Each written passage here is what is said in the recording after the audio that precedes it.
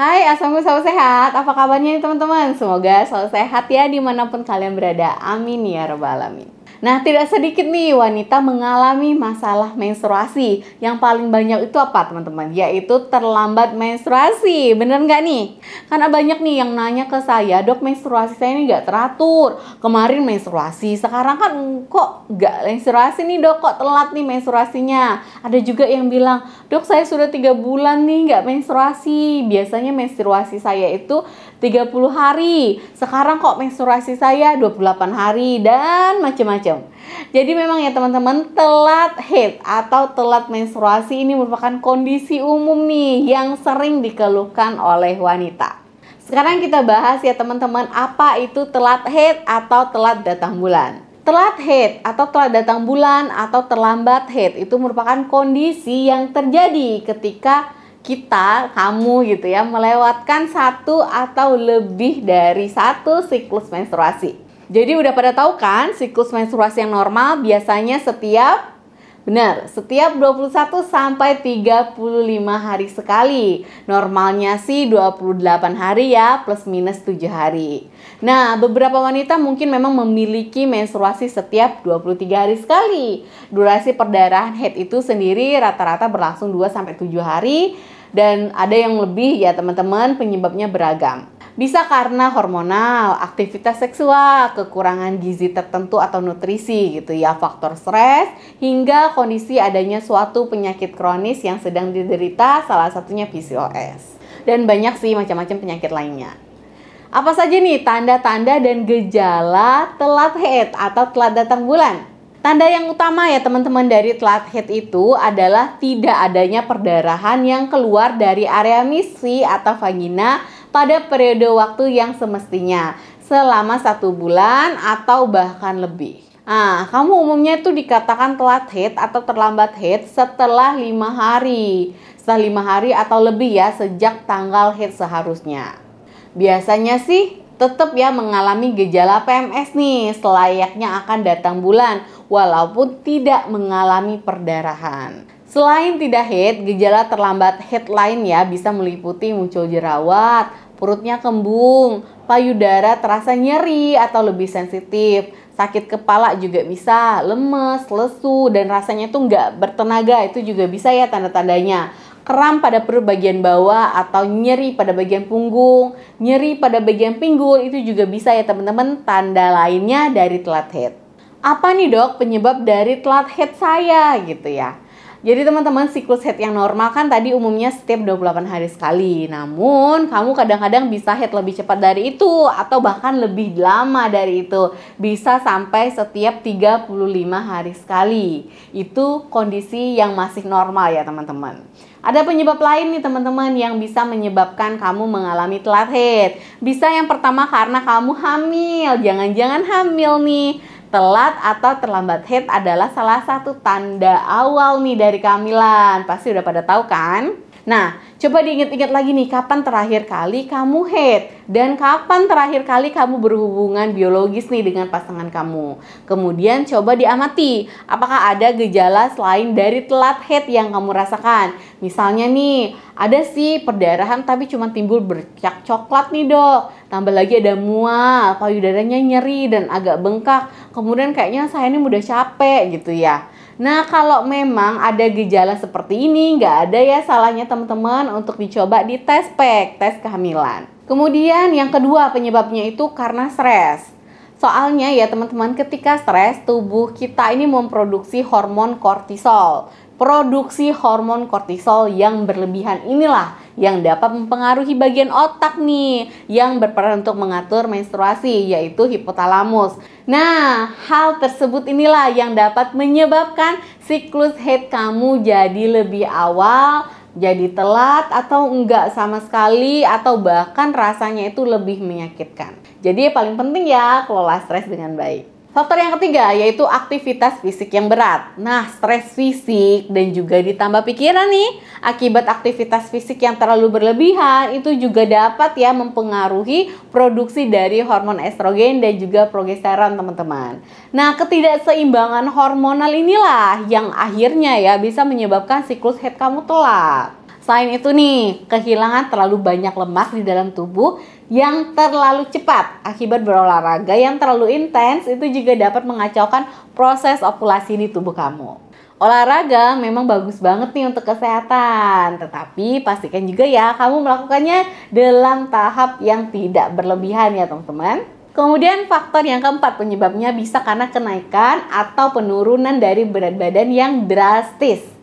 Perubahan berat badan yang terlalu drastis itu entah naik entah turun gitu ya, itu dapat mengacaukan kerja si hipotalamus kita teman-teman. Hipotalamus ini kan fungsinya untuk mengatur siklus menstruasi nih setiap bulan.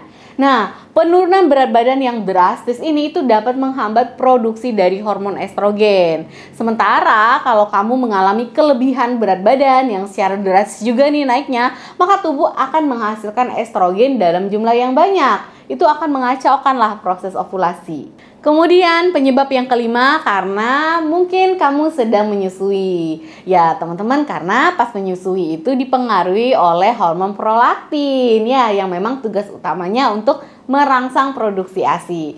Hormon ini akan menghambat kerja dari si hormon estrogen dan juga progesteron yang berfungsi untuk mengatur si proses menstruasi tadi. Ketika hormon prolaktin ini dihasilkan secara berlebihan ya karena menyusui, maka masa ovulasi kamu juga akan terhambat teman-teman, sehingga siklus menstruasi jadi nggak teratur. Biasanya sih telat atau terlambat haidnya ini akan hilang dan juga siklus kamu akan kembali normal lagi nih. Ya kurang lebih sekitar 6-1 minggu setelah masa menyapi. Jadi nggak apa-apa ya kalau sedang menyusui. Penyebab yang keenam yaitu PCOS teman-teman, Polycystic Ovarium Syndrome, yang merupakan kondisi yang menyebabkan tubuh kita menghasilkan lebih banyak hormon pria ya, hormon androgen maksudnya, yaitu ketidakseimbangan hormon inilah yang dapat menyebabkan kista yang terbentuk di indung telur, sehingga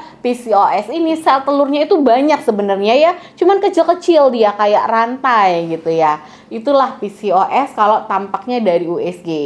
Nah, akibatnya proses haid jadi terlambat atau bahkan tidak menstruasi sama sekali. Jika dibiarkan terus-menerusan tanpa pengobatan, maka PCOS tentunya dapat mempengaruhi kesuburan wanita. Nggak apa-apa teman-teman yang PCOS, yuk semangat olahraganya, diatasi, cek ke dokter ya. Kemudian penyebab yang ketujuh yaitu minum pil KB. Nah, terkadang pil KB juga ya teman-teman menjadi penyebab siklus haid kamu telat. Karena pil KB ini mengandung hormon estrogen dan juga progestin yang mencegah indung telur menghasilkan sel telur. Ini berarti pil KB juga mencegah terjadinya siklus haid atau bisa membuat siklus haidnya menjadi telat. Penyebab berikutnya itu adalah menopause dini. Umumnya sih wanita mengalami menopause itu di antara usia 45 tahun ya mulainya sampai ke usia 55 tahun. Walaupun begitu, ada juga nih yang sudah menopause di bawah usia 40 tahun. Dalam dunia medis nih, kondisi ini kita sebut dengan menopause dini atau menopause prematur ya. Cepetan nih menopausnya. Oke, kita bahas tentang menopause itu sendiri ya teman-teman. Itu bisa dikatakan sebagai titik final dari sistem reproduksi wanita. Oleh karena itu, ketika seorang wanita mengalami menopause dini, ini berarti suplai sel telurnya menurun, yang bisa menyebabkan periode menstruasi itu terlewat, bahkan berhenti sama sekali. Berikutnya adalah masalah pada tiroid. Kelenjar tiroid yang terlalu aktif maupun tidak aktif itu juga dapat menjadi penyebab kamu mengalami terlambat haid. Karena tiroid ini mengatur metabolisme tubuh teman-teman, sehingga kadar hormon juga dapat terpengaruh akibat masalah tiroid ini. Kalau kamu memiliki masalah tiroid, harus segera diatasi, konsultasi ke dokter dengan pengobatan. Setelah perawatan, biasanya siklus haid kamu akan kembali normal. Nah, itu tadi ya penyebabnya teman-teman. Sekarang apa saja nih pengobatan untuk telat haid? Pengobatannya itu ya teman-teman, untuk kamu yang mengalami telat haid, itu adalah tergantung dari penyebabnya. Pada beberapa kasus, pil kontrasepsi atau hormon lain itu dapat mengulang siklus menstruasi ya teman-teman. Cuman hanya beberapa kasus saja. Tetap kalau kamu ingin melakukan pengobatan, konsultasi terlebih dahulu ke dokter yang ada di kota kamu ya. Nah, tenang aja untuk pengobatan di rumah. Coba deh lakukan hal ini. Yang pertama, menghindari aktivitas fisik dengan intensitas yang terlalu berat. Boleh banget ya olahraga atau aktivitas fisik. Cuman intensitasnya ya dikurangin gitu ya. Atau disesuaikan dengan kondisi tubuh supaya tubuh kita nggak kaget. Kemudian yang kedua, mengkonsumsi makanan yang bernutrisi tinggi. Kemudian melakukan relaksasi dan juga cara-cara meditasi gitu ya. Melakukan berbagai hal yang kamu sukai supaya tubuhnya rileks untuk membantu mengelola stres.